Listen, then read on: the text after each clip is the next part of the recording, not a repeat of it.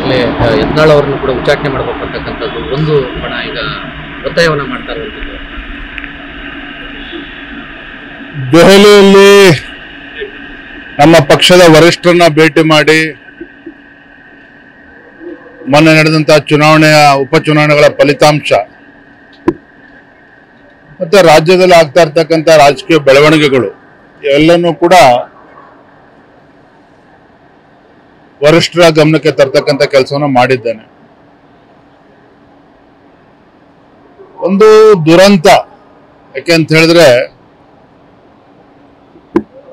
ಕಾರ್ಯಕರ್ತರು ಸಾಕಷ್ಟು ಅಪೇಕ್ಷೆಗಳನ್ನು ಇಟ್ಕೊಂಡಿದ್ದಾರೆ.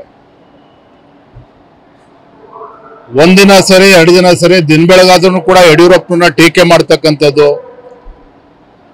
ರಾಜ್ಯದ ಅಧ್ಯಕ್ಷರ ಬಗ್ಗೆ ಟೀಕೆಯನ್ನ ಮಾಡ್ತಾ ಇರ್ತಕ್ಕಂಥದ್ದು, ಕಾರ್ಯಕರ್ತರಂತೂ ಸಾಕಷ್ಟು ಬೇಸತ್ತಿದ್ದಾರೆ. ಈ ನಡವಳಿಕೆಯಿಂದ ಅಥವಾ ಯಡಿಯೂರಪ್ಪನವರು ಭಯದಿಂದ ಅವರೇನೋ ರಾಜ್ಯದಲ್ಲಿ ಎತ್ತರಕ್ಕೆ ಬೆಳೀತಾರೆ ಅನ್ನೋ ಭ್ರಮೆನಲ್ಲಿದ್ರೆ ಖಂಡಿತ ಅದು ಸಾಧ್ಯ ಅಲ್ಲ. ಕಾರ್ಯಕರ್ತರು ಕೂಡ ಇಡೀ ಶಾಪವನ್ನು ಹಾಕ್ತಾ ಇದ್ದಾರೆ. ಎಲ್ಲ ಒಂದ್ ಕಡೆ ಎಲ್ಲದಕ್ಕೂ ಕೂಡ ಇತಿಶ್ರೀ ಹಾಡಬೇಕು ಅನ್ನುವ ಅಪೇಕ್ಷೆ ಕಾರ್ಯಕರ್ತರದ್ದು ಕೂಡ ಇದೆ.